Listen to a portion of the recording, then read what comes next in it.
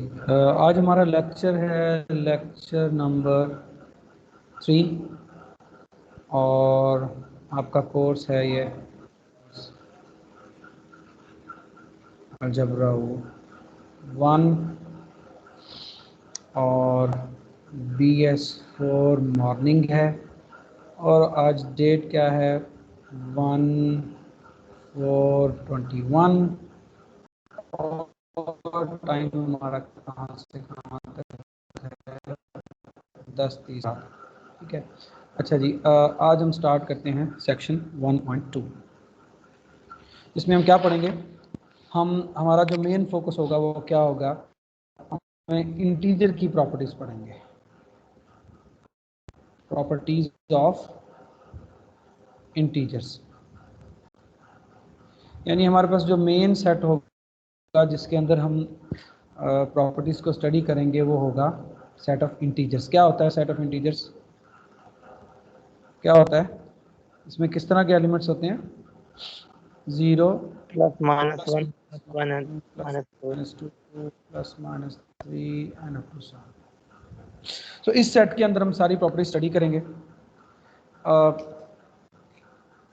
पहली प्रॉपर्टी हम देखते हैं कि वेल ऑर्डरिंग प्रॉपर्टी क्या होती है, जिसको हम कहते हैं वेल ऑर्डरिंग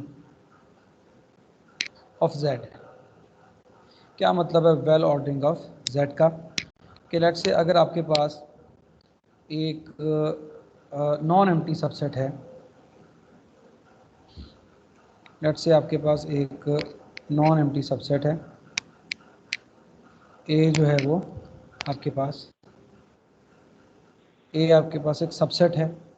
किसका सबसेट है? पॉजिटिव इंटीजर्स का। पॉजिटिव इंटीजर्स का स्टार्ट हो रहे हैं आपके पास 1 2 3 एंड सो ऑन से। सो पॉजिटिव इंटीजर्स का आपके पास एक नॉन एम्प्टी सबसेट है। ठीक है। और सो क्या प्रॉपर्टी है इस नॉन एम्प्टी सबसेट की कि इस नॉन एम्प्टी पॉजिटिव इंटीजर के नॉन एम्प्टी सबसेट के अंदर हमेशा एक एलिमेंट ढूंढा जा सकता है, जिसकी क्या प्रॉपर्टी होगी कि ये जो एलिमेंट है वो इस ए के बाकी जितने भी एलिमेंट्स हैं, यानी ए के अंदर से ही, यानी जब भी हम एक सबसेट लेते हैं पॉजिटिव इंटीजर का, तो ए के अंदर एक एलिमेंट ऐसा ढूंढा जा सकता है कि वो जो एक एलिमेंट है वो ए के बाकी जितने भी एलिमेंट हैं, सारे एलिमेंट्स हैं, उनसे क्या होगा? लेस देन और इक्वल होगा। क्या होगा? लेस देन और equal to all elements of A हो। ठीक है। और ये जो एलिमेंट है इसका क्या नाम है? इसका नाम क्या है इस एलिमेंट का? इस एलिमेंट का नाम को, इस एलिमेंट को क्या कहते हैं? इसको कहते हैं मिनिमल एलिमेंट। क्या कहते हैं? मिनिमल एलिमेंट ऑफ सेट ए। ठीक है। ये पहली प्रॉपर्टी है कि जब भी कोई पॉजिटिव इंटीजर्स का हम सबसेट लेंगे, नॉन एम्प्टी सबसेट लेंगे, तो हमेशा उसके अंदर एक ऐसा एलिमेंट ढूंढा जा सकता है जो उस सेट के बाकी सारे एलिमेंट से क्या होगा? छोटा होगा या ज़्यादा से ज़्यादा उसके इक्वल होगा या छोटा होगा। ठीक है। अच्छा, ये पर प्रॉपर्टी है हमारे पास वेल ऑर्डरिंग प्रॉपर्टी।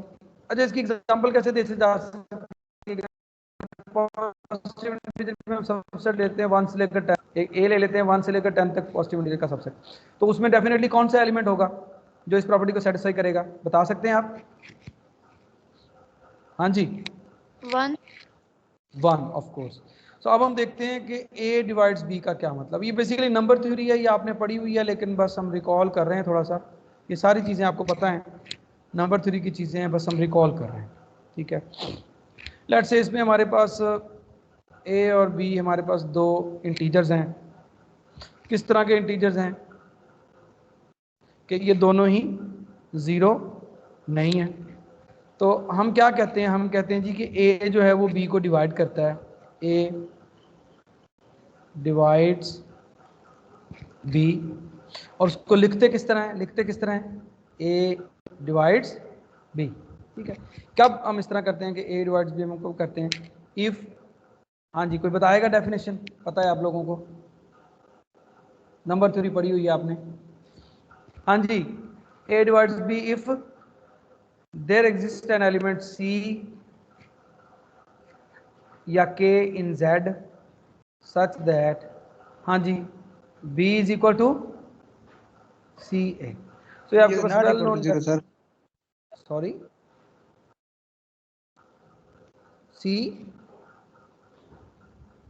C का हम बता रहे हैं कि C भी एक इंटीजर होगा, राइट।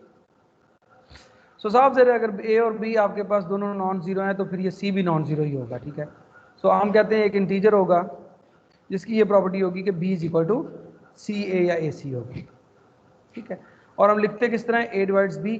और जब हमने ये बताना हो कि A does not divide B तो हम फिर किस तरह लिखते हैं, A डज नॉट डिवाइड्स। इसका क्या मतलब है, A does not divide B, ठीक है। अच्छा जी, अब हम आते हैं एक और प्रॉपर्टी की तरफ, प्रॉपर्टी 3 की तरफ।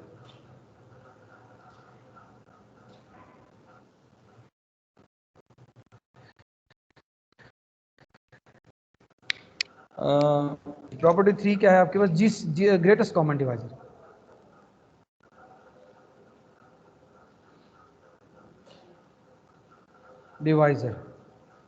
क्या होता है जी ग्रेटेस्ट कॉमन डिवाइजर,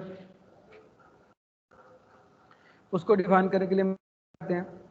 सबसे पहले हमारे पास हमारे पास हम इंटीजर्स लेते हैं जो क्या है, नॉन ज़ीरो हैं।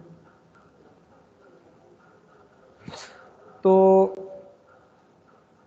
एक और नंबर हमारे पास है। सो प्रॉपर्टी क्या है कि जब भी हम दो नॉन नेगेटिव इंटीजर्स लेंगे, सॉरी नॉन ज़ीरो इंटीजर्स लेंगे, तो उनके लिए हमारे पास एक ऐसा नंबर एग्जिस्ट करेगा, एक इंटीजर एग्जिस्ट करेगा D, ठीक है, जो क्या होगा पॉजिटिव इंटीजर होगा। क्या होगा, एक पॉजिटिव इंटीजर एग्जिस्ट करेगा D। क्या प्रॉपर्टी होगी इस पॉजिटिव इंटीजर D की, और इसका नाम क्या है, इसको कहते क्या है, कॉल्ड G या ग्रेटेस्ट कॉमन डिवाइजर और GCD of A and B।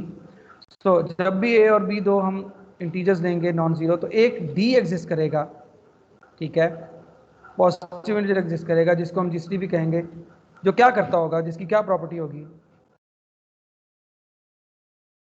जो सेटिस्फाई करता होगा, किस तरह का होगा, सच दैट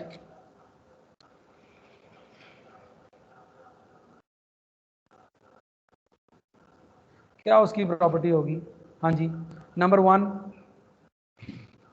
के D divides A and D divides B।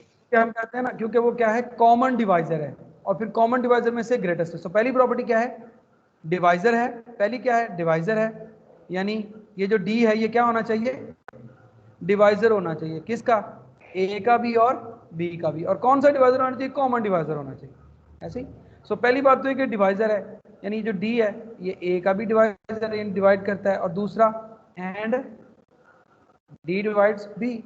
और दूसरी प्रॉपर्टी क्या है कि ये मतलब अब यहां से ये पता चल गया कि ये कॉमन डिवाइजर है, और हम बता रहे हैं कि ये क्या, हम क्या ढूंढने जा रहे हैं, किसकी बात करने जा रहे हैं, ग्रेटेस्ट कॉमन डिवाइजर की, राइट। तो इस बात का मतलब ये है कि अगर लेट से कोई एक और एलिमेंट है जो A, यानी एक एलिमेंट E है जो A का और B दोनों का कॉमन डिवाइजर है, तो फिर D और E दोनों कॉमन डिवाइजर हो गए।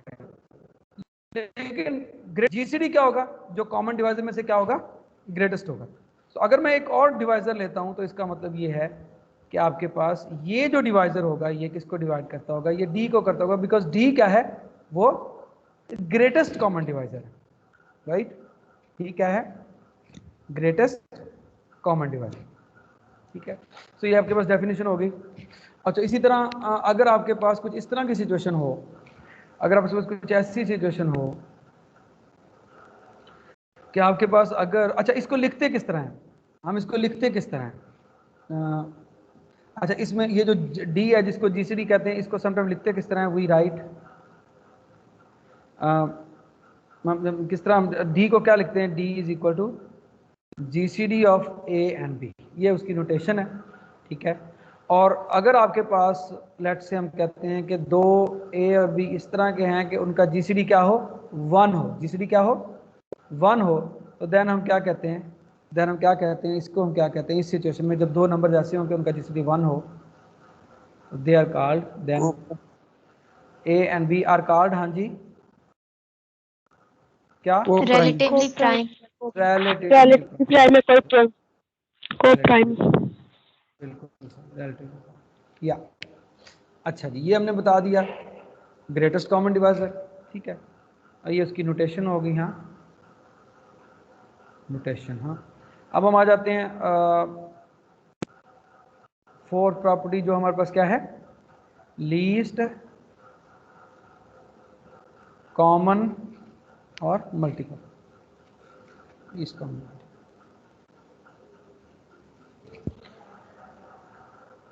लीस्ट कॉमन मल्टीपल, ठीक है। अच्छा जी, अगेन इसमें अच्छा देखिए, अब ये जितनी प्रॉपर्टीज हम डिस्कस करने जा रही हैं किसकी हैं भला, इंटीजर्स की हैं, तो इसलिए डेफिनेटली हम सारी बात इंटीजर से स्टार्ट करेंगे, ठीक है। तो अगेन हम कहते हैं हमारे पास क्या है, हमारे पास जब भी हमारे पास ए और बी, हमारे पास कोई दो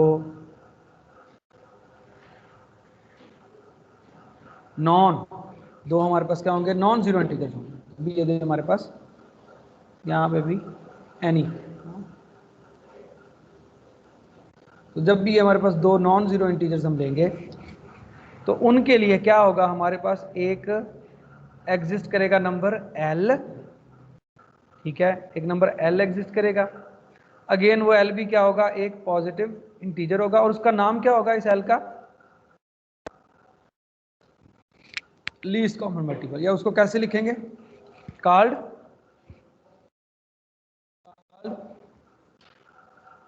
LCM, LCM of A and B, एक एग्जिस्ट करेगा, क्या उसकी प्रॉपर्टी होगी, क्या प्रॉपर्टी होगी, यानी कौन से नंबर को कहेंगे एलसीएम। अगर पहली प्रॉपर्टी क्या होगी, वो क्या होगा, लीस्ट कॉमन मल्टीपल। मल्टीपल क्या होता है, लेट्स से अगर 2 एक नंबर हो तो उसके मल्टीपल्स क्या होंगे, हाँ जी, 1 और 2 होंगे।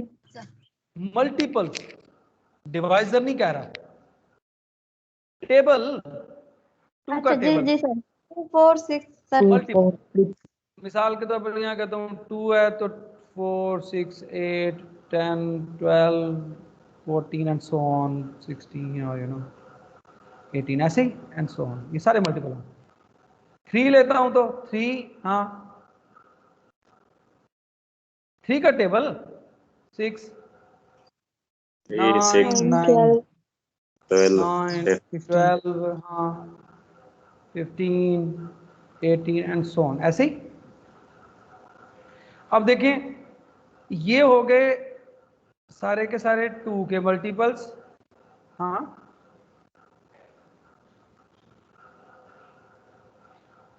ये हो गया multiples of 2,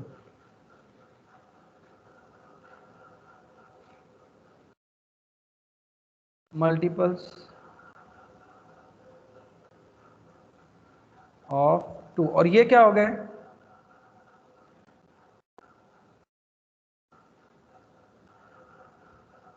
multiples of 3, right.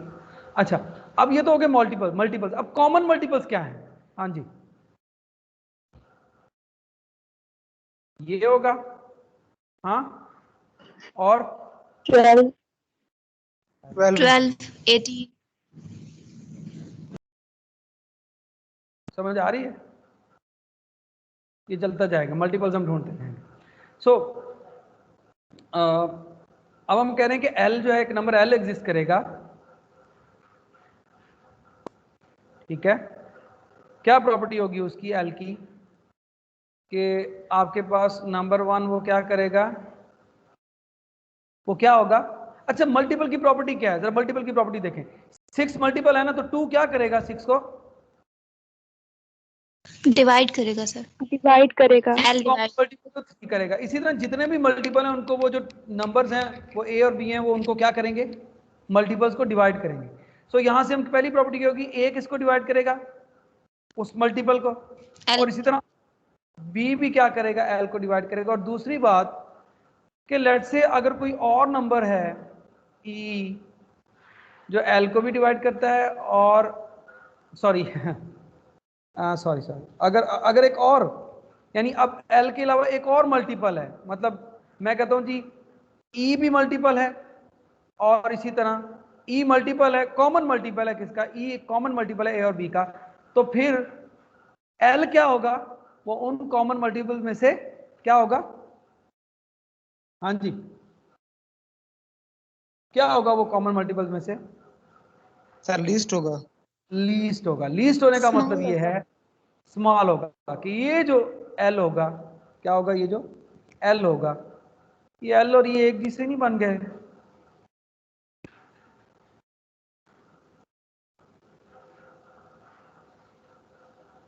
तो प्रॉपर्टी क्या होगी कि जो एल होगा ये लीस्ट होगा, एल क्या होगा, लीस्ट होगा, ठीक है। सो इस तरह का जो एल है इसको हम क्या कहते हैं, जो इन दो प्रॉपर्टी को सेटिस्फाई करता है उसे क्या कहते हैं, इस तरह के एल को क्या कहते हैं, LCM of A and B, LCM of A and, LCM of A and, ठीक है। और इसकी नोटेशन क्या है, इसकी नोटेशन क्या है, इसकी नोटेशन है जी आपके पास, हम किस तरह लिखते हैं, ये जो इसको हम यूं करके लिखते हैं ए बी, इस ये नोटेशन है किसकी, this is notation of LCM of A and B, ठीक है। और एक और हम फैक्ट लिखते हैं कि आपके पास एक फैक्ट क्या है कि जब भी मैं कोई दो नंबर लूं ए और बी, उनका प्रोडक्ट लूं, तो वो प्रोडक्ट किसके इक्वल आएगा, वो दो नंबर्स के इक्वल आएगा। कौन से दो नंबर्स के इक्वल आएगा, ये जीसीडी यानी ए बी नंबर्स का प्रोडक्ट लें, या जीसीडी और एलसीएम का प्रोडक्ट लें, तो ये दोनों क्या आएंगे, इक्वल आएंगे। ये नंबर और ये नंबर इक्वल आएगा, आप वेरीफाई कर सकते हैं, ठीक है।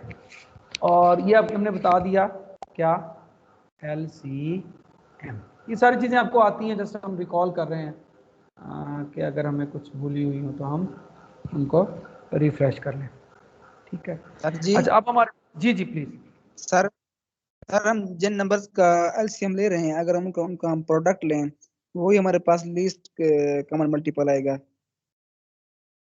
देखें, जो नंबर्स हम ले रहे हैं ए और बी, ठीक है, उनका अगर हम प्रोडक्ट लें तो वो इक्वल आएगा, जीसीडी ले लें उनका और उनका एलसीएम ले लें और उनका प्रोडक्ट ले लें। सो आप कहते हैं ये ट्रू नहीं होता,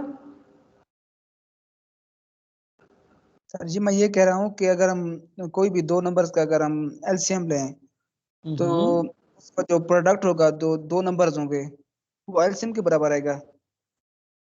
देखें ना मेरी बात सुने, लेट से जैसे हमने अगर दो नंबर, मेरी बात सुने, अगर दो नंबर्स रिलेटिवली प्राइम है, क्या है,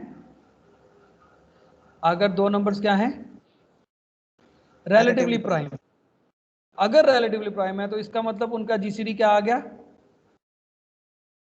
1 आ गया, ठीक है। तो जब जीसीडी 1 आएगा तो फिर देखे ना क्या हो गया, ए बी आ लिया आपने, तो किसके इक्वल हो गया, वो अगेन यहां पे एल आ गया, जीसीडी की जगह पे 1 है। सो ये फार्मूला स्टिल ट्रू है, मेरी बात समझ आ रही है, जी सर, जी समझ आ गया सर। ठीक है। सो आप ये स्पेशल केस कंसीडर कर रहे थे और आपको ये नजर आ रहा था कि यहाँ 1 नहीं है। सो मैं बता रहा हूं कि रिलेटिव प्राइम में यहाँ 1 होगा, बट अगर ये रिलेटिवली प्राइम नहीं होंगे, अगर ये रिलेटिवली प्राइम नहीं होंगे तो definitely definitely always A B equal to D L होगा। जी जी प्लीज क्वेश्चन, जी बेटा चलूं आगे। यानी कि ये कंडीशन है उस वक्त हमारे पास ट्रू होगी जब इसकी जीसीडी 1 होगी। नहीं, दोनों केसेस में बेटा ट्रू है। देखो जीसीडी 1 हो या ना हो, दोनों केसेस में देखो ना ये डी एल हो रहा है, दोनों केसेस में। मैंने दो ही केसेस हो सकते हैं ना, दो ही केसेस हो सकते हैं, या तो आपके पास जीसीडी 1 होगा या आपके पास जीसीडी 1 नहीं होगा। जीसीडी 1 होगा तब भी ये A B equal to DL है, जीसीडी 1 नहीं होगा तब भी A B equal to DL, right? जी सर समझ आ गई। सर जी जी जी एक बॉयज को ऐड तो कर रहे हैं मिस्ट्री में। अच्छा, अगर हम क्लास के बाद ऐड कर लें तो ज़्यादा ठीक नहीं है, बिकॉज अब चलो मैं कर लेता हूँ, बट क्विकली कौन है आप सीआर हैं? नहीं लड़का मुझे CR कह से रहा है सीआर ग्रुप में मैसेज किया, सीआर ने उसे रिप्लाई नहीं दी। हाँ ऐसे है कि ये ना फारूक साहब करेंगे, फारूक साहब से कहें वो करेंगे, क्योंकि मुझे नहीं पता कौन सा स्टूडेंट किस रजिस्ट्रेशन नंबर का है और किसका नहीं है। ठीक है, हाँ तो आप फारूक साहब शहजाद भाई और सीआर से कहें कि मुझे भी मैसेज करें और फारूक साहब को भी करें, फिर मैं करूँगा, क्योंकि इनकी डिटेल सारी फारूक साहब के पास है। ठीक है, अच्छा जी, ओके ओके। अच्छा जी, अब हम नेक्स्ट करते हैं जी, हम नेक्स्ट करते हैं डिवीजन एल्गोरिथम। ठीक है, डिवीजन एल्गोरिथम हम करते हैं नंबर 5, हमारे पास है डिवीजन एल्गोरिथम।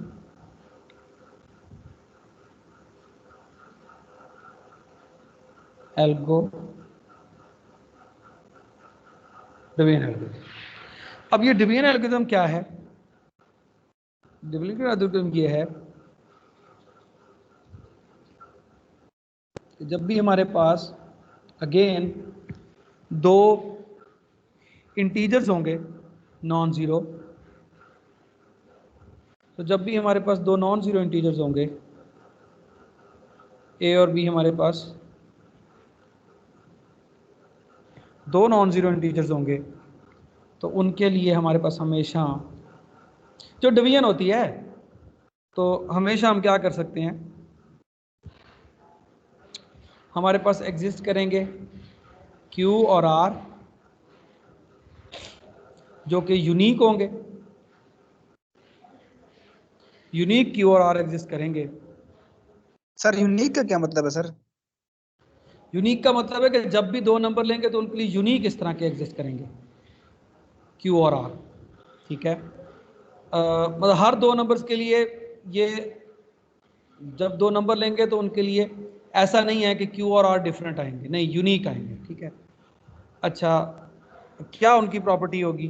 सर सेम आएंगे। हाँ जी सेम आएंगे जी जी जी, वही वही वही।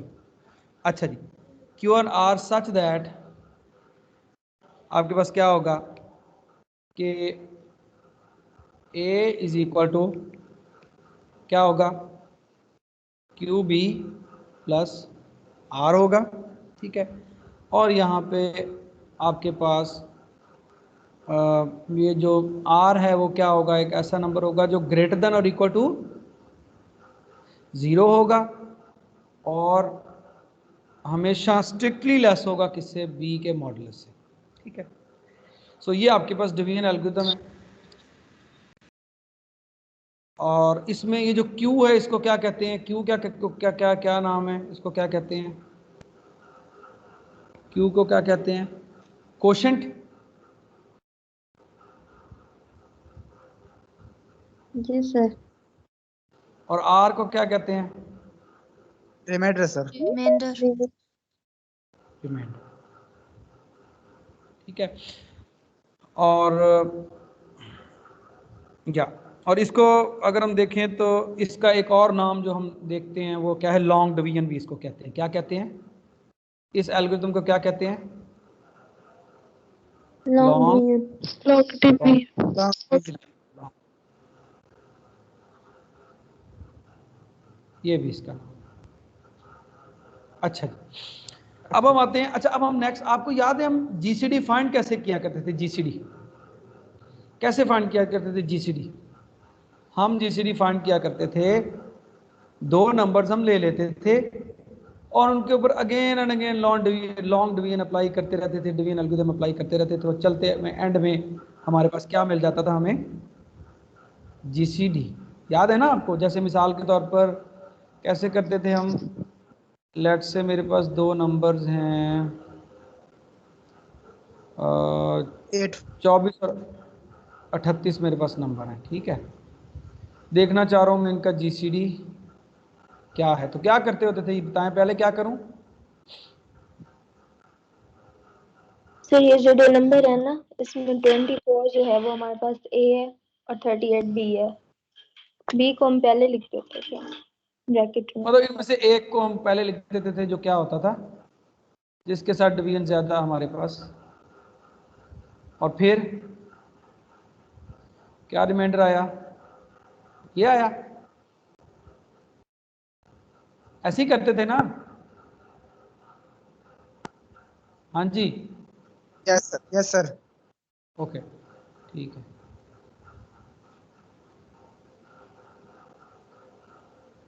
सर जी इनको डिवीजन एल्गोरिथम के जरिए तो कर सकते हैं। हाँ जी, ये जो मैं कर रहा हूँ इसका नाम, इस चीज़ का नाम यही मैं बताने जा रहा हूँ। ये जो 6 हमारा टॉपिक है इसको हम कहते हैं, अच्छा इसको देखें, ये हम कर क्या रहे हैं, ये डिवीजन एल्गोरिथम यहाँ तक है सिर्फ, ये डिवीजन एल्गोरिथम है ना। अब फिर डिवीजन एल्गोरिथम है। सो बेसिकली अब जो हम पढ़ने जा रहे हैं उसका नाम है यूक्लिडियन एल्गोरिथम। यूक्लिडियन एल्गोरिथम क्या है? वो यही है कि अगर आप again and again division algorithm apply करेंगे तो उसकी मदद से वो जो अप्लाई करने का प्रोसेस है जिससे हमारे पास जीसीडी आ जाता है, उसको हम क्या कहते हैं, यूक्लिडियन एल्गोरिथम।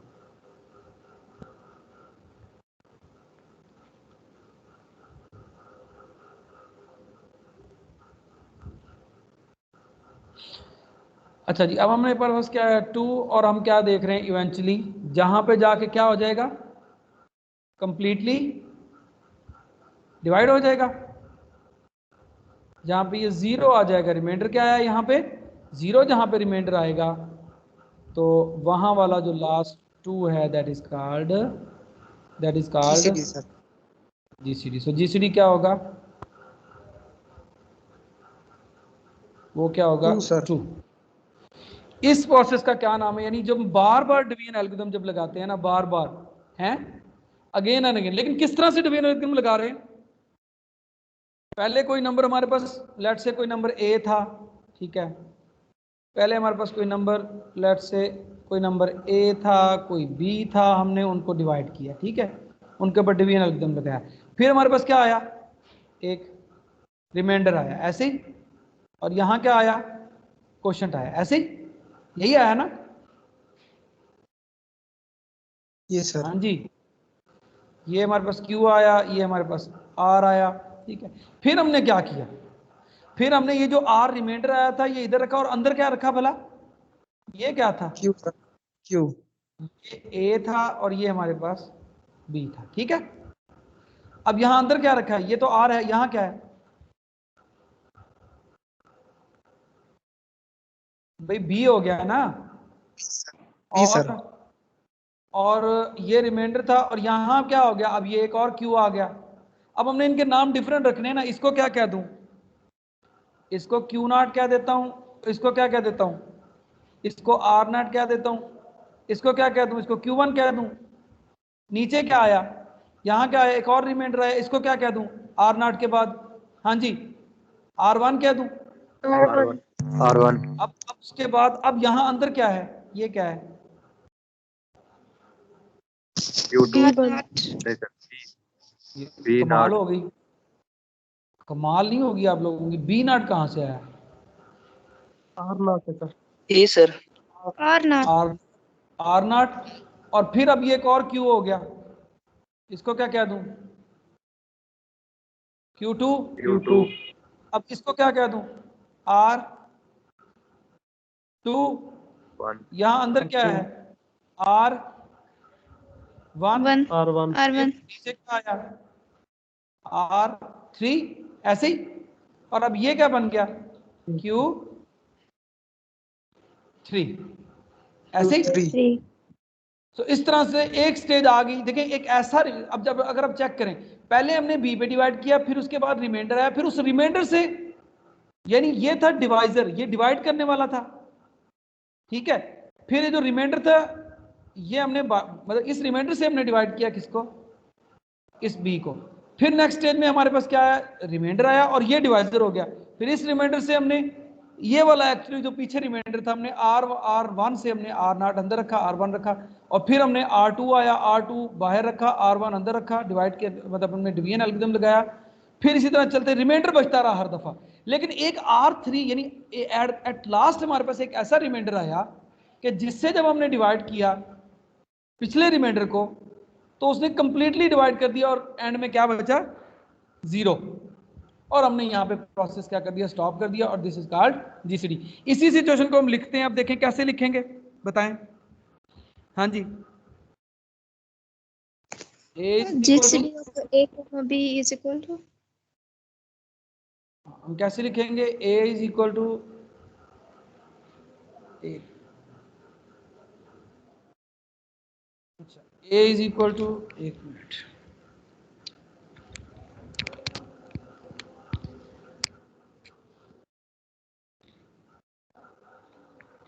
अच्छा जी, हमारे पास आ गया a इज इक्वल टू, तो सबसे पहले तो आपके पास ऑफ कोर्स a और b क्या थे, वो नॉन नेगेटिव इंटीजर्स थे। तो क्या था, देन बाय रिपीटेड, हाँ, हर इसके लिए हमारे पास क्या होगा, हर कोई भी दो लेता हूं तो उसके ऊपर अगेन हम रिपीटेड डिवीजन एल्गोरिथम अप्लाई करते जाएंगे। तो क्या होगा, पहली दफा डिवीजन एल्गोरिथम अप्लाई करेंगे तो क्या होगा, a is equal to Q B plus R, और साथ में क्या होता था, आर, हाँ जी, R less than B mod, ऐसे ही, या और यहां पे हमारे पास आर नॉट आ गया। अच्छा अब देखें, अगर तो ये आर नॉट 0 हो जाता तो हम यहां पे क्या लिख देते, यहां पे हम क्या लिख देते, 0 लिख देते ना, ठीक है। बट हम यहां पे क्या देख रहे हैं कि यहां पे आर नॉट 0 नहीं हो रहा, तो इसलिए हम अगला प्रोसेस करते हैं। अगला प्रोसेस क्या है, क्या होगा, अब हमारे पास बी आ गया, यहाँ पे क्यू आ गया, यहाँ पे आर नॉट आ गया, और यहाँ पे R1 आ गया, और इसको हमने Q1, ठीक है। लेकिन ऐसा तभी हो सकता है जब हमारे पास ये आर नॉट क्या हो, आर नॉट क्या हो, नॉट इक्वल टू 0, क्योंकि इक्वल टू 0 होगा तो बात खत्म होगी, ठीक है। सो बेसिकली ये अगर मैं कहता हूँ यहाँ पे क्या है, 0 है, ठीक है, और उसके बाद यहाँ पे R1 है, और यहाँ पे R1 आपके पास क्या होगा, लेस देन, क्या होगा, हाँ जी, मैग्नीट्यूड, जी बताएं क्या, आर नॉट की मैग्नीट्यूड से, मॉडुलस मॉडुलस लेने की जरूरत क्यों नहीं है, क्यों नहीं है, क्योंकि ये क्या है, सर ऊपर पॉजिटिव पॉजिटिव है ना, तो इसलिए यहां मॉडुलस लेने की जरूरत नहीं है। अच्छा अब देखो, अगर तो ये यहां पे ये 0 हो जाता तो हम यहां स्टॉप कर देते हैं ना, लेकिन अगर ये 0 नहीं होता, राइट, अगर ये 0 नहीं होता तो हम एक स्टेप और आगे जाएंगे, ऐसे ही। अगला स्टेप क्या होगा, अब आर नॉट ये था ना, R not is equal to Q2, और यहाँ पे R1 के साथ कर रहे थे, और यहाँ पे R2 हो गया, ठीक है। और यहाँ पे इसी तरह सपोज हम कर लेते हैं कि ये R2 हो गया, ये लेस देन R1 हो गया, और ये अगेन ग्रेटर हो गया। चलते चलते हम कहते हैं कि इवेंचुअली क्या होता है, इसी तरह यहाँ पे क्या होगा, R1 is equal to Q3, यहाँ पे R2, यहाँ पे R3 होगा, ठीक है, सही है। और यहाँ पे क्या आएगा आपके पास, 0 less than R3 less than R2, ऐसे ही।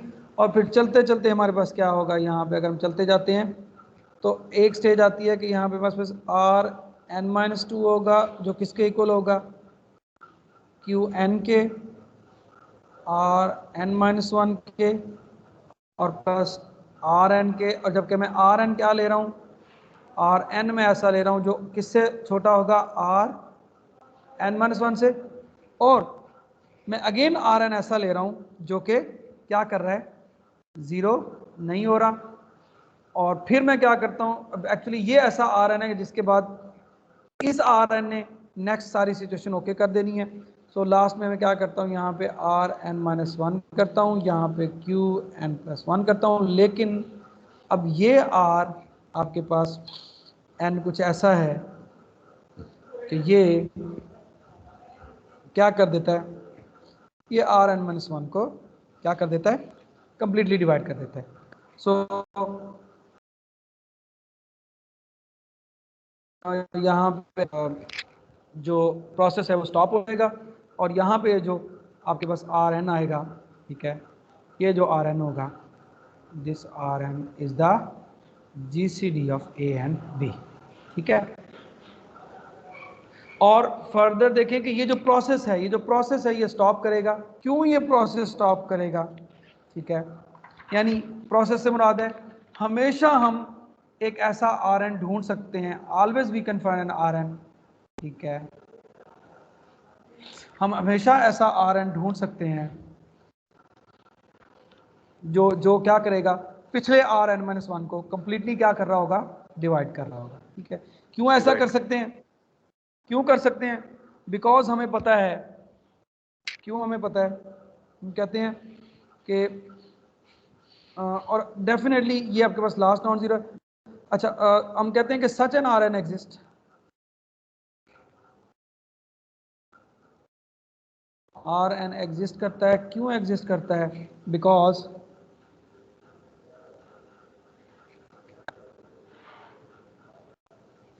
क्यों एग्जिस्ट करता है, बिकॉज देखें अब आपके पास क्या सिचुएशन बनती है, आप देखें जरा, आपके पास सिचुएशन बनती है,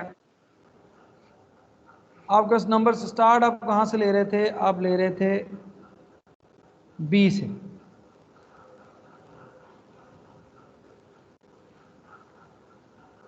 बल्कि काम और करते हैं, यहां से करते हैं, ठीक है, कि ये जो आपके पास सीक्वेंस होगी कौन सी, बी था, बी किससे ग्रेटर था, आर नॉट से, आर नॉट किससे ग्रेटर था, आर वन से, आर वन किससे ग्रेटर था, R2 से। आर टू से, आर टू से। और चलते चलते ये आपके पास कहां तक आप आ गए,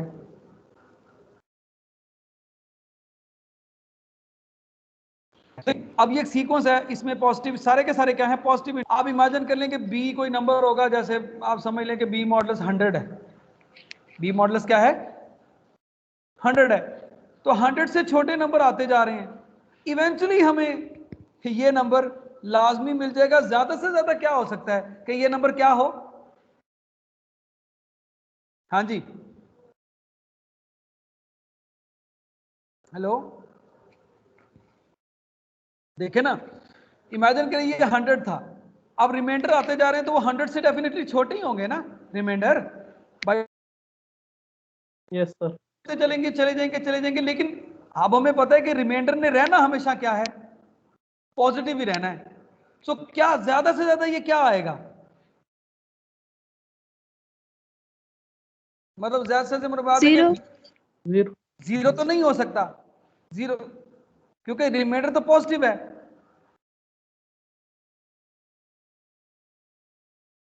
वन सर। जीरो के साथ भी तो कुछ पड़ा हुआ है ना, तो ज्यादा से ज्यादा ये 1 आ जाएगा, इससे नीचे तो कोई पॉजिटिव इंटीजर नहीं होता ना, या होता है, जी सर, वन नो आएगा। सर। सो इसका मतलब है ये जो इस तरह डिक्रीज होती जा रही है रिमाइंडर्स की सीक्वेंस, देखो 24 से हम आए थे 14, 10, 4, यहाँ 2 के आपके स्टॉप कर गया, ज्यादा से ज्यादा अगर 2 ना होता तो 1 आ जाता, ऐसे ही है ना, बहुत सारे नंबर्स का जीसीडी 1 भी होता है ना, बट हमेशा ये क्या करेगा, ये जो सीक्वेंस है आपके पास, ये जो सीक्वेंस है ये एक डिक्रीजिंग सीक्वेंस है पॉजिटिव इंटीजर की, ये क्या है, decreasing sequence. of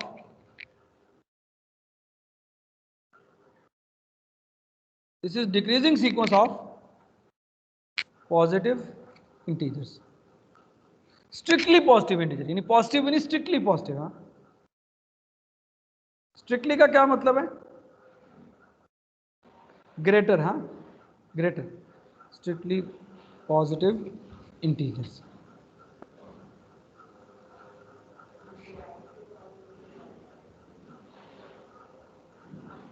सो क्यों एग्जिस्ट करेगा ऐसा आर एन?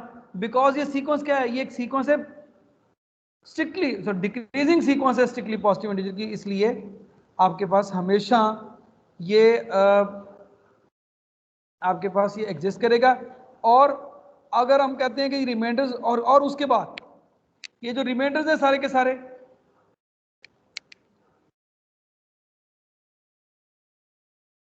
एंड रिमाइंडर्स क्या हैं? ये जितने भी रिमाइंडर्स हैं ये सारे के सारे क्या हैं? नॉन जीरो हैं। ये रिमाइंडर्स क्या हैं? नॉन जीरो हैं। सो क्या होगा? देयरफॉर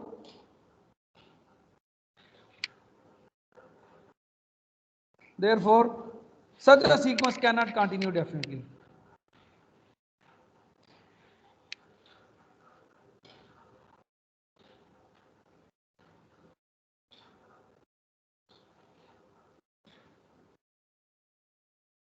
यानी फॉर एवर, डेफिनेटली का मतलब है फॉर एवर नहीं ये कंटिन्यू रह सकती। ठीक है,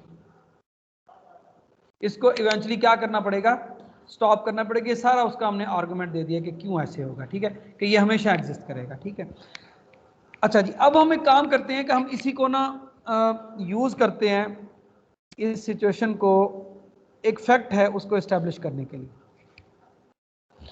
क्या फैक्ट है? अब हमारे पास एक फैक्ट आ रहा है जिसको हमने 7 का नाम दिया है।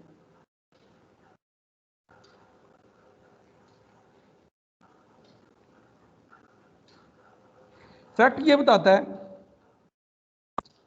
कि अगर आपके पास ए और बी, आपके पास दो नॉन जीरो इंटीजर्स हैं, तो उनके लिए हमेशा आप जब भी दो नॉन जीरो इंटीजर, तो आप हमेशा फाइंड कर सकते हैं एक्स और वाई, दो इंटीजर्स जिनकी प्रॉपर्टी क्या होगी उन इंटीजर्स की, कि वो हमेशा जो जीसीडी होगा, क्या होगा? जो इन दो नंबर्स का जीसीडी होगा उसको लिखा जा सकता है किस तरीके से? X A plus Y B. ठीक है, क्या कह रहा हूं कि जब भी दो मेरे पास नॉन जीरो इंटीजर्स होंगे तो उनके लिए हमेशा दो इंटीजर्स ऐसे फाइंड किए जा सकते हैं कि जो जीसीडी होगा ए बी का, उसको लिखा जा सकता है एज लीनियर कॉम्बिनेशन ऑफ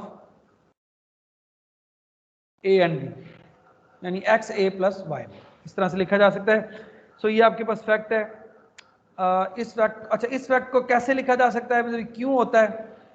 ये कॉन्सिक्वेंस है, ये जो फैक्ट है, ये फैक्ट क्या है? दिस इज एप्लीकेशन ऑफ या कॉन्सिक्वेंस ऑफ, अभी हमने क्या पढ़ा है थोड़ी देर पहले? यूक्लिडियन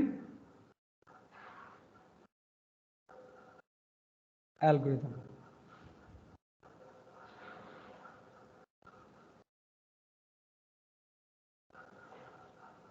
दिस इज कॉन्सिक्वेंस और फैक्ट ऑफ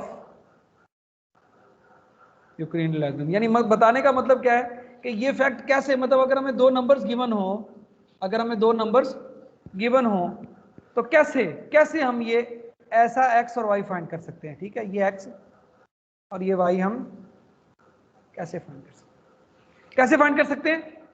यूक्लिडियन एल्गोरिथम को यूज करते हुए। कैसे, देखते हैं। सो अभी हमने क्या नंबर लिए थे, मुझे बताएं। नंबर्स क्या थे हमारे पास? 14 और 24 और 38। 24 और 38। ठीक है, तो हमारा क्लेम क्या है? हमने क्या करना है?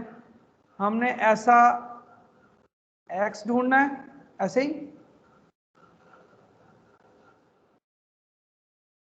24 ऐसे ही। और यहाँ पे क्या ढूंढना है, y ढूंढना है कि यहाँ पे क्या हो। यही थे ना दो नंबर्स उधर हमारे पास, उनकी कैलकुलेशन हुई हुई है ना, मैं कहता हूँ नए सिरे से ना करनी पड़े, यही थे। हाँ 24। Yes sir. हमने इनका जीसीडी निकाला हुआ है, क्या है 2। अब बेसिकली हमने क्या निकालना है, हमने ये बताना है कि यहाँ क्या आएगा और जीसीडी तो हमने निकाला हुआ है ना, ये अब हमने बताना है यहाँ पे क्या आएगा और यहाँ पे क्या आएगा। ठीक है, आइडिया क्या है, वही जो डिवीजन हमने की हुई थी ना, क्या की हुई थी, हम जरा दोबारा कर लेते हैं, क्योंकि या उसको उठा के ला सकते हैं यहाँ पे किसी तरीके से। Let me see, can I copy paste it.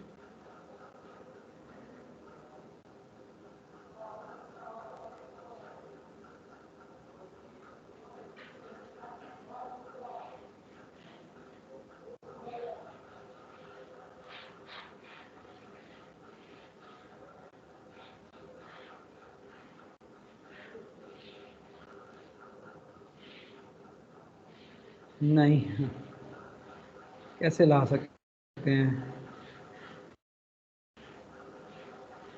सिर्फ इतने को नहीं लाया जा सकता। अगर मैं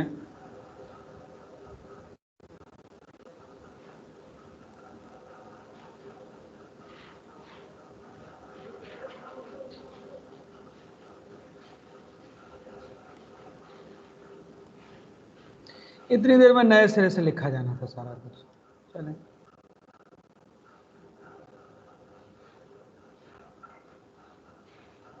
मिल गया ना ये।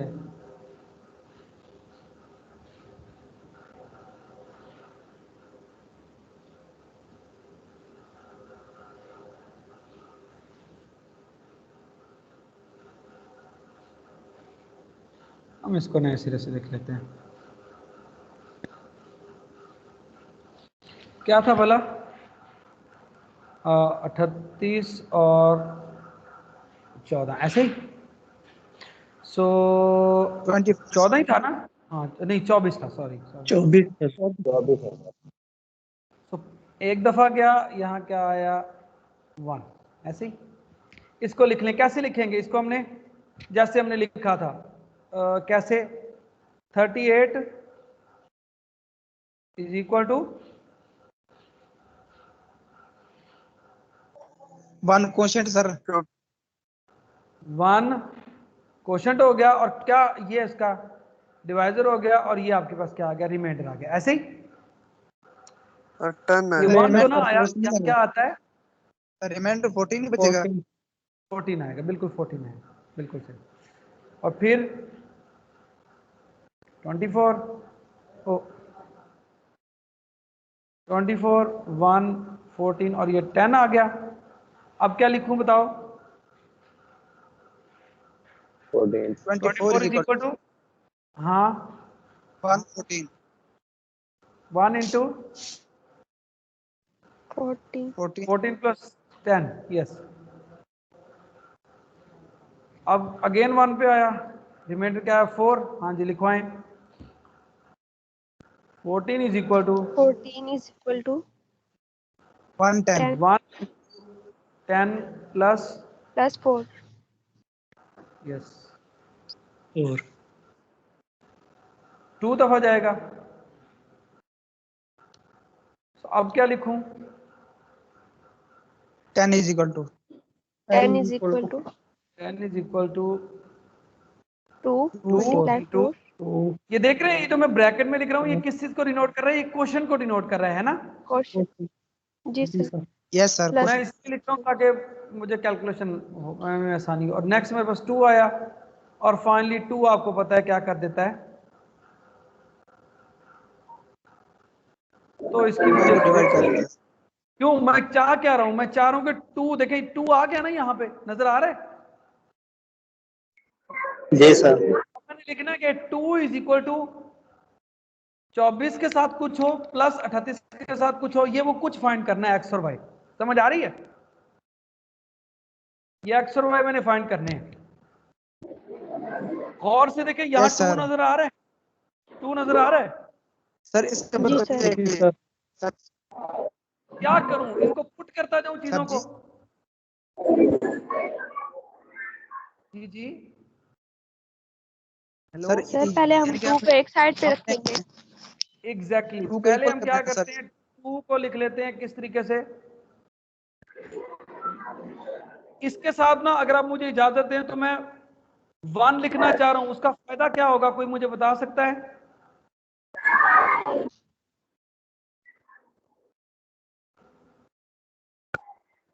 ये मैंने इसको 110 क्यों लिखा है, क्योंकि जब अगले में से मैं कुछ निकालूंगा तो इस मान को और उस मान को क्या कर दूं, ऐड कर दूं। मेरी बात ऐड समझ कर आ रही है? देंगे।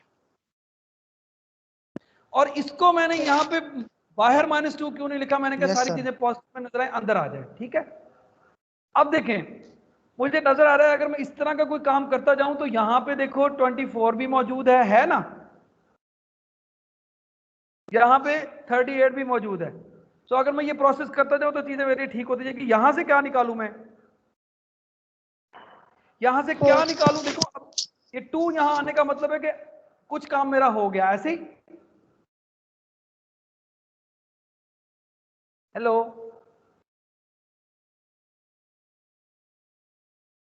जी सर।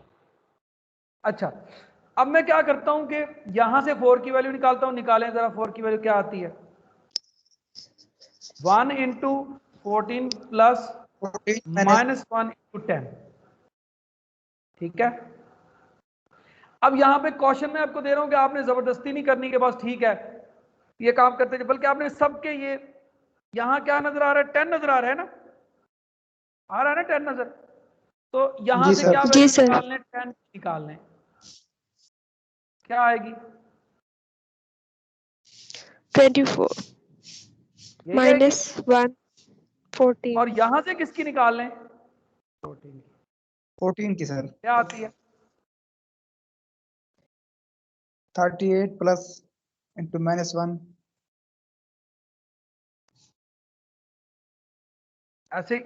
अब मैंने क्या करना है देखें जरा, अब मैं क्या करता हूं, अब मैं इसी को, ये जो सबसे एंड वाली थी ना, इसी को लिखता हूं यहां पे 2 इज इक्वल टू 1 इंटू 10 और प्लस -2 इंटू 4 लेता हूं। और अब मैं क्या वैल्यू पुट करूं इसमें, सर इससे देखिए ऊपर वाली होल की मैं इसमें वैल्यू दोनों प्लेस कर। वैल्यू पुट कर सकता हूं, मैं इसमें 4 और 10 की एट ए टाइम कर सकता हूं, लेकिन इस तरह मैस क्रिएट हो जाएगा। मैं पहले किसकी वैल्यू पुट करता हूं, 4 सिर्फ की। 4 की। फायदा देखें क्या होता है उसका, जरा देखें फायदा क्या है। ये 1 इंटू 10 लिखा, 4 की वैल्यू पुट करें, 1 इंटू 14 प्लस -1 इंटू 10, ये क्या आ गया, हाँ जी देखिए जरा, ये 1 इंटू 10 और ये कितना है, -2 और -1, क्या हो गया,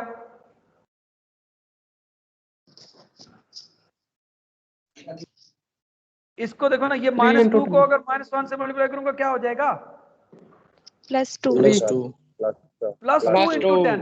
10 ये हो गया +2 इंटू 10 और ये कितना है, 1 +1 इंटू 10। टोटल कितना 1 हो गया, +3 into 10। 3 बिल्कुल ठीक, 3 इंटू 10। अब यहां प्लस लिखूं, अब ये माइनस है और ये 14 है, क्या लिखूं, यहाँ -2 into 10 14। अब देखिए यहां पे, अब मैं क्या करता हूं, अब यहां पे मेरे पास, अब मैं चाहूं तो 14 10 की इकट्ठी वैल्यू ले लूं, लेकिन उसमें मैस क्रिएट हो जाएगा। सो मैं पहले किसकी वैल्यू पुट करता हूं, 10 की। 10। देखें जरा,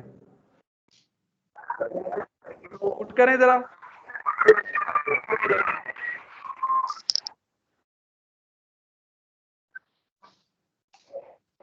और फिर प्लस वही वाली चीज, ठीक है, ठीक हो गया। नेक्स्ट देखें, 3 into 14। अब देखें यहां गड़बड़ कर दी है मैंने, देखें क्या गड़बड़ की है, मुझे बताएं, कोई गड़बड़ हो गई हमसे, सर 24 की जगह पे 14 आता है। 24 की जगह पे कहां पे, 14 आता है सर, यहां पे, ये सर सेकंड लास्ट में। ओहो,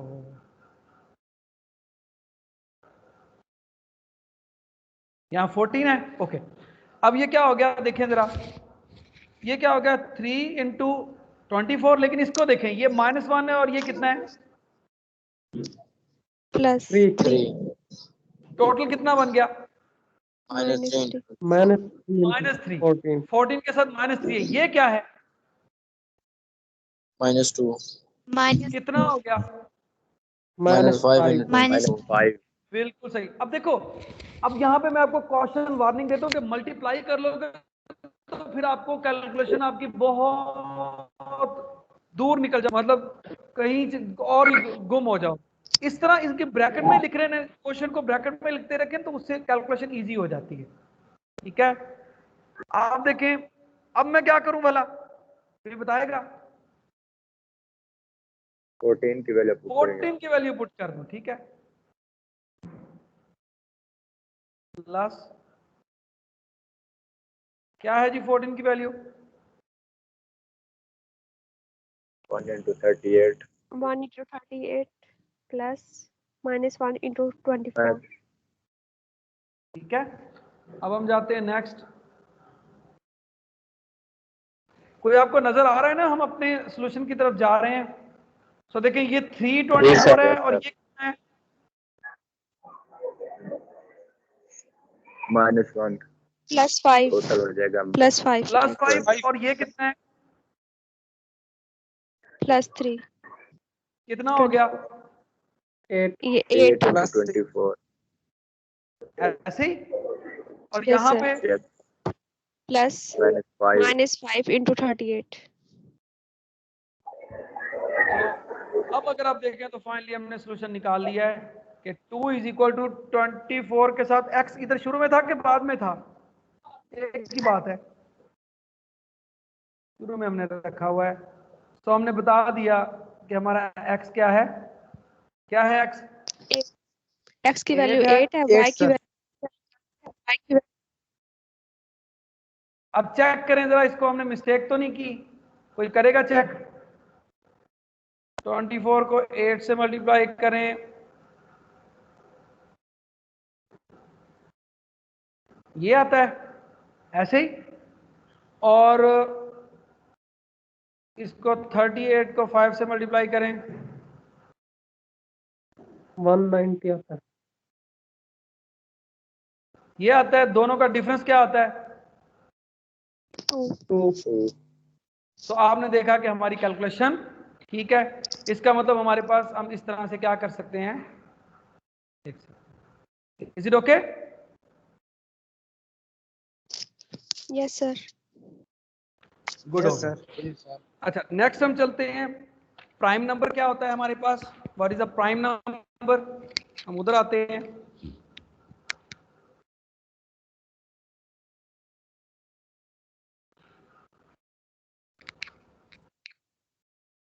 ये आप साथ साथ इन चीज़ों की तैयारी करते रहें, जो ही हमारा ये कंप्लीट होंगे 3 सेक्शन, तो हम इसका एक क्विज रखेंगे।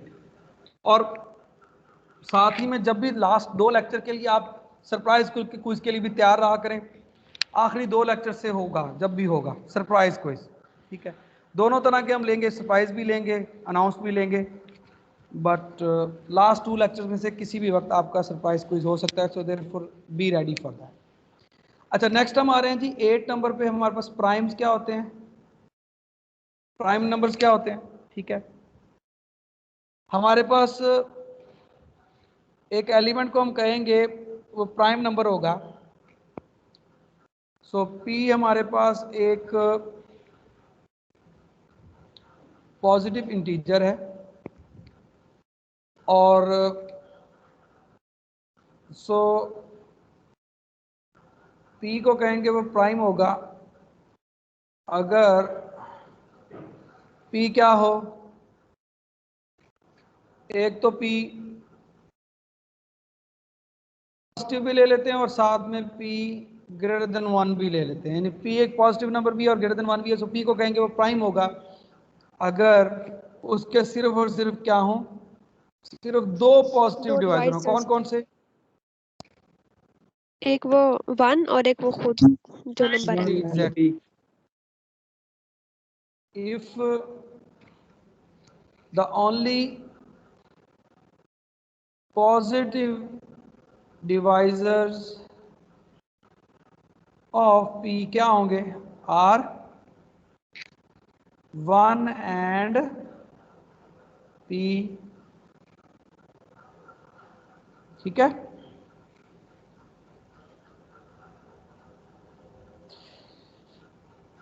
और इसी तरह अगर एक नंबर हमारे पास प्राइम ना हो तो उसको हम क्या कहते हैं, n हमारे पास एक इंटीजर है जो ग्रेटर देन 1 है, ठीक है।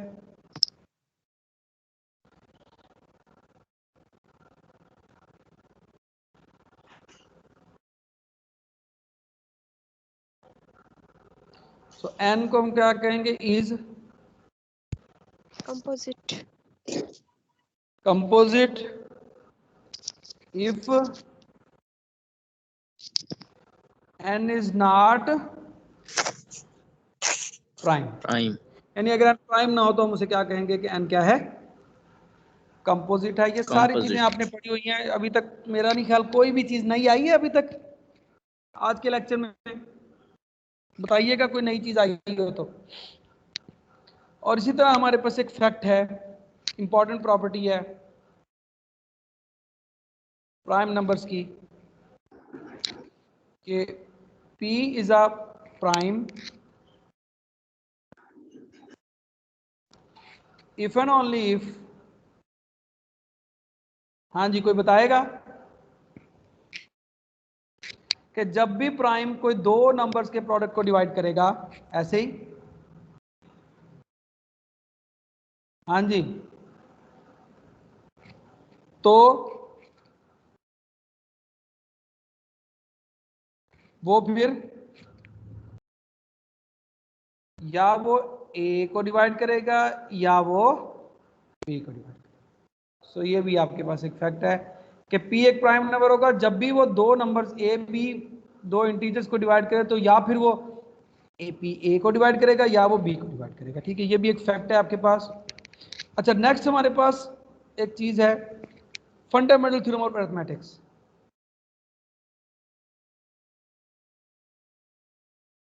हाँ जी, मुझे बताएंगे कोई चीज अभी तक हमने नई पढ़ी है या वो पुरानी चीजें चल रही हैं नंबर 3 वाली? हाँ जी, कोई बताएगा?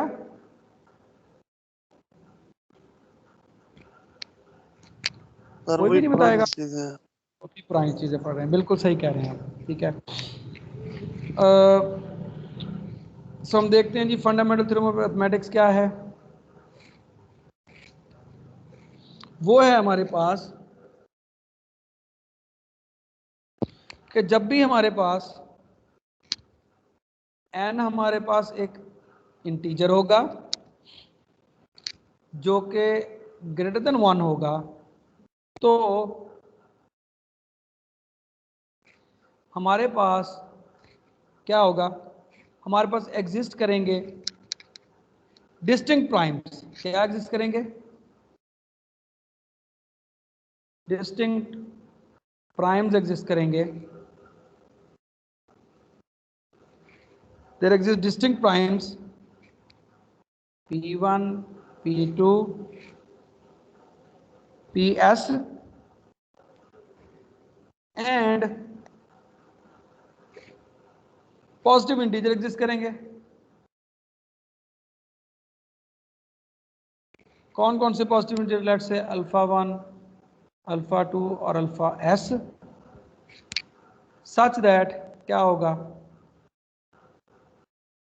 सच दैट कि n को क्या लिखा जा सकता है, as a P1 alpha 1, P2 alpha 2 up to so on PS alpha S। यानी इसको क्या कहते हैं कि हम n को जब भी n पास ग्रेटर देन 1 इंटीजर होगा तो उसको हम क्या कर सकते हैं, हम उसको फैक्टराइज कर सकते हैं। कैसे फैक्टराइज कर सकते हैं? As product of power of prime. और उसके साथ साथ एक चीज ये होगी, नंबर 1, नंबर 2, ये जो आपके पास फैक्टराइजेशन होगी वो क्या होगी, यूनिक होगी। यूनिक होने का क्या मतलब है, ठीक है, कि अगर आपके पास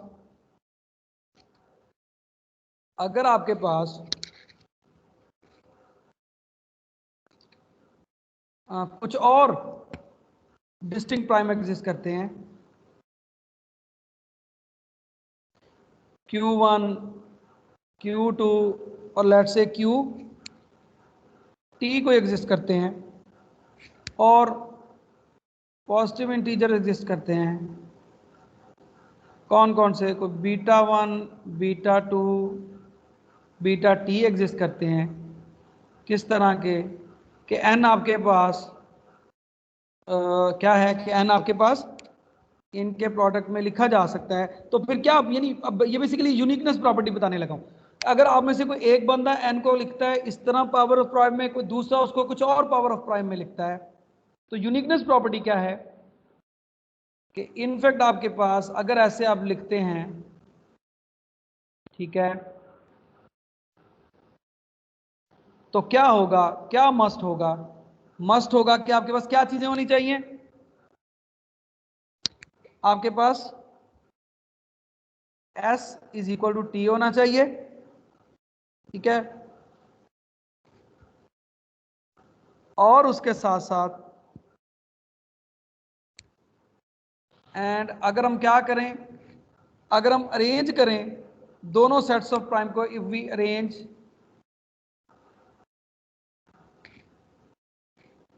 the two sets of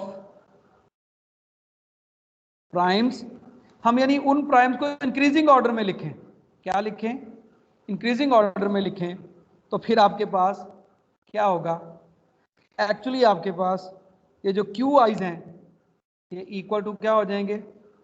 fee eyes के, और इसी तरह आपके पास जो अल्फा बीटास हैं वो भी क्या हो जाएंगे? वो भी आपके पास क्या हो जाएंगे? इक्वल हो जाएंगे। किसके लिए? For 1 less than equal to I less than equal to S के। इस बात का मतलब क्या है? दूसरी वाली बात का मतलब ये है, देखो मिसाल के तौर पर मेरे पास कोई नंबर है 15, ठीक है, उसको मैं लिखता हूँ 3 इंटू 5 और फिर इसके बाद तो इसकी फैक्टराइजेशन में बना लेता हूँ 3 इंटू 5। एक और बंदा करता है, वो कुछ ऐसे कर लेता है, जरा देखिएगा, 5 से पहले कर देता है, 3 से बाद में कर देता है। तो इसी 15 की दो फैक्टराइजेशन होगी, कौन सी? 5 इंटू 3। अब देखिए अगर मैं इसको इंक्रीजिंग ऑर्डर में लिखता हूँ, किस में लिखता हूँ? इधर में भी 2 प्राइम यूज हो रहे हैं, इधर भी यूज हो रहे हैं। इधर ये P1 है, ये P2 है, इधर ये Q1 है, ये Q2 है। तो कहते हैं जब हम इसको इंक्रीजिंग ऑर्डर में लिखेंगे तो क्या होगा? ये भी 3-5 बन जाएगा, ये भी 3-5 बन जाएगा, और इवेंचुअली Pi और Qi इक्वल हो जाएंगे और उनकी पावर्स भी क्या हो जाएंगी? इक्वल हो जाएंगी। ये बात समझ आई है आपको? आ गई है? बहुत मैंने डिटेल से बता दी है। अच्छा जी, अच्छा बेसिकली इन फैक्ट्स को आप यूज कर सकते हैं जीसीडी, ये जो थ्योरम है इसको कहते हैं फंडामेंटल थ्योरम ऑफ अरिथमेटिक, और इसको यूज किया जा सकता है। आपको याद है ना, इसको जीसीडी और एलसीएम फाइंड करने के लिए यूज किया जा सकता है, पता है ना आपको इस बात का? ठीक है, तो आप इधर से रीड कर लेंगे कैसे। अब ये लास्ट चीज मैं कराने लगा हूं और फिर हमारा आज का लेक्चर एंड होगा। सो लास्ट हमारी प्रॉपर्टी है ये प्रॉपर्टी 10, जो मिसिंग डिटेल है कुछ आपने रीड करनी है थॉरोली इसको। सो 10 हमारे पास अब एक चीज आई है, ये देखें, ये आपने पढ़ी हुई है कि नहीं बताएं, मेरे ख्याल से ये भी आपने पढ़ी होगी, आयलर 5 फंक्शन। नाम सुना हुआ है? यस सर, पढ़ी हुई है। जी सर। Very good. सो क्या होता है जी आयलर 5 फंक्शन? आयलर 5 फंक्शन ये होता है कि n अगर आपके पास कोई पॉजिटिव इंटीजर हो, n क्या हो आपके पास, कोई n आपके पास एक पॉजिटिव इंटीजर है, ठीक है, तो इस केस में हम एक सेट कंस्ट्रक्ट करते हैं। कैसा सेट कंस्ट्रक्ट करते हैं? जिसमें हमारे पास इस तरह के पॉजिटिव इंटीजर, जिस सेट में क्या होंगे?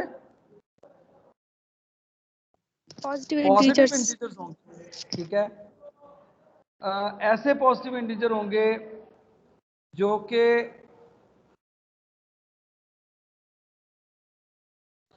एक तो वो जो पॉजिटिव इंटीजर्स हैं वो आपके पास ऐसे होंगे कि वो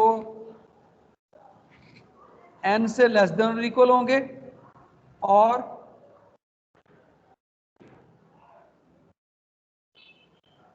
या ऐसे पॉजिटिव इंटीजर होंगे वो क्या होंगे, n से लेस होंगे और साथ ही साथ क्या होगा कि इन पॉजिटिव इंटीजर्स का अगर मैं n के साथ जीसीडी लूं तो वो क्या आएगा, 1 आएगा। कोई ज़हन में एग्जांपल आती है इस सिचुएशन की? देखिए मिसाल के तौर पर अगर मैं n ले लेता हूं, क्या ये बताएंगे, n मैं ले लेता हूं 12, ठीक है, तो इस सेट में कौन कौन से एलिमेंट्स होंगे, वो इंटीजर्स होंगे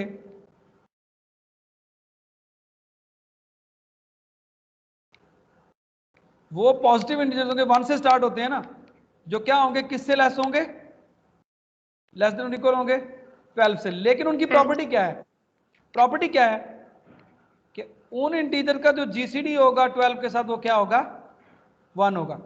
1 का और 12 का जीसीडी 1 होता है, 1 और 12 का जीसीडी 1 होता है, यस सर। 2 और 12 का, 2 और 12 का, नो सर। नो। इसका मतलब 2 इस सेट में, इसका मतलब 2 इस सेट में नहीं आता, नहीं आएगा।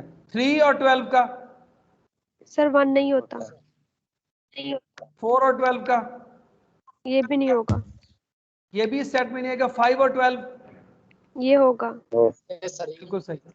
6 नहीं होगा, 7 होगा, 8 नहीं होगा, 9 नहीं होगा, 10 9 नहीं होगा, 11 होगा 11 होगा। और ये भी नहीं। सो टोटल किस सेट में कितने एलिमेंट्स आएंगे इस सेट में, ये 4 मैंने ये सेट बनाया है ना, 4 सर। 1, हाँ, 5, 7 और 11 ऐसे ही। ये जो सेट है ना, इस सेट के अंदर जितनी कार्डिनलिटी होगी, इस सेट के अंदर जो नंबर ऑफ एलिमेंट्स होंगे इस सेट के अंदर, इस सेट में कितने नंबर ऑफ एलिमेंट्स हैं इस सेट में, 4। ये जो कार्डिनलिटी है इस सेट की, that is defined as phi of n। क्या कहते हैं उसको, phi of n, which is called Euler phi function. इसको क्या कहते हैं, called Euler phi function, Euler phi. अब हमारी इस एग्जांपल में फाई ऑफ 12 क्या होगा, हाँ जी 4। Very good, very good.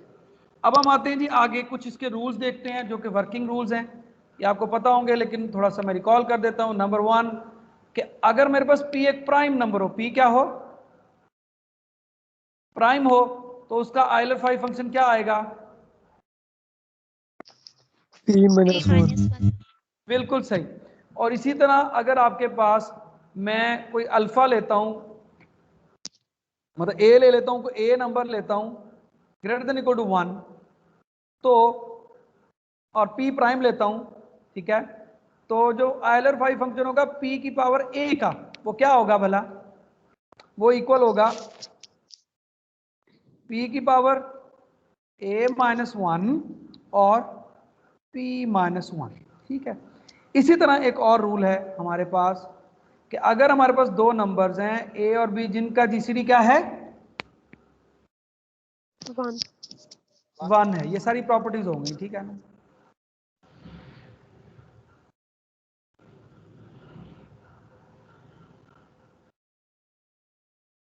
तो क्या होगा फिर अगर मैं इनके प्रोडक्ट का, यानी इन नंबर्स के प्रोडक्ट का अगर मैं आयलर फाई फंक्शन लूंगा तो किसके इक्वल आएगा, वो आएगा कि मैं a का आयलर फाई फंक्शन ले लूं और फिर उसका प्रोडक्ट ले लूं किसके साथ, b के आयलर फाई फंक्शन से। और फाइनली और लास्ट में जो हमारे पास मेन रिजल्ट आ गया वो ये कि हमें पता है कि अभी हमने देखा फंडामेंटल थ्योरम ऑफ अरिथमेटिक्स क्या कहता है कि n को हम क्या लिख सकते हैं, product of power of prime में।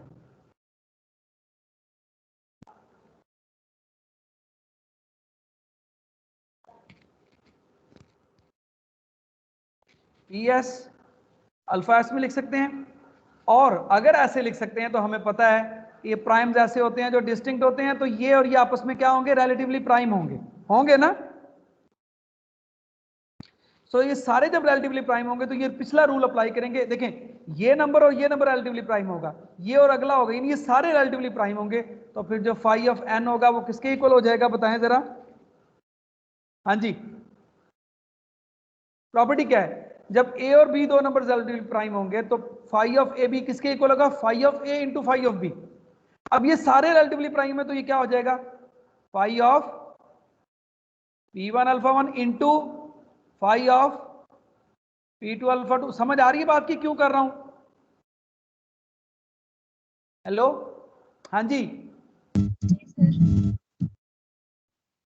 क्योंकि जब भी दो नंबर रिलेटिवली प्राइम होंगे तो उनका phi of a b is equal to phi of a into phi of b होगा। ठीक है, इसको यूज करते हुए मैंने जब इस पे अप्लाई किया, ये सारे रिलेटिवली प्राइम है तो ऐसे लिखा जा सकता है। अब इसके ऊपर मैंने कौन सा फार्मूला अप्लाई किया, वही जो अभी हमने देखा था। सो क्या होगा, P1 alpha 1 minus 1 into P1 minus 1। फिर नेक्स्ट आपके पास P2 अल्फा 2 माइनस 1 और P2 minus 1 up to so on Pn, n नहीं था यहाँ, n था, n तो नहीं था, s था, s s s alpha s minus 1 into P S minus 1।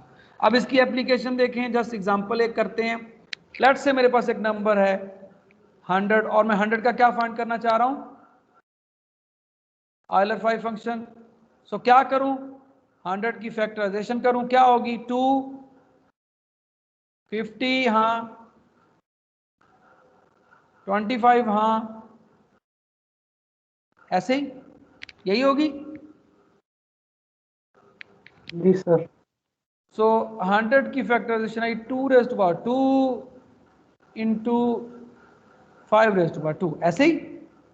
अब मैं करता हूं इसके ऊपर अप्लाई करता हूं फाई ऑफ 100, क्योंकि ये और ये दोनों रिलेटिवली प्राइम है तो मैं लिख सकता हूं फाई ऑफ 2 की 2 इंटू फाई ऑफ 5 की 2, और ये हो गया मेरे पास 2 raise to power 2 minus 1, 2 minus 1 वो फार्मूला अप्लाई किया into 5 raise to power 2 minus 1 into 5 minus 1, और मैंने इसको मल्टीप्लाई किया and you guess you have a formula to compute 5, 4 and which is 40. So this is your answer. So इस तरीके से आप ये कंप्यूट कर सकते हैं। So हमारा आज का लेक्चर एंड हुआ। So मेरी आप लोगों से रिक्वेस्ट है कि आप अच्छे से रीड करें। ये जो हमारा सेक्शन था 1.1 completely read and understand and solve। Understand करें किसको, सेक्शन जो हमारे पास अंडरस्टैंड करें, सेक्शन जो हमारे पास थे 1.1 and 1.2 and solve the exercises. ठीक है, so this is your homework. और रूल हमने बता दिया है कि लास्ट 2 लेक्चर से किसी भी वक्त क्विज हो सकता है, अलबत्ता कुछ अनाउंस क्विज़ेज होंगे। सो दैट्स वाई आप इन चीज़ों को साथ साथ करते रहें, बिकॉज ये पुरानी चीज़ें हैं। अगर मैं आपको बता रहा हूँ तो रीज़न ये है कि we should have all these things on our finger tips. ठीक है, सो अब मैं लेक्चर इसको करता हूँ, रिकॉर्डिंग इसकी ख़त्म करता हूँ और फिर मैं आपकी अटेंडेंस लेता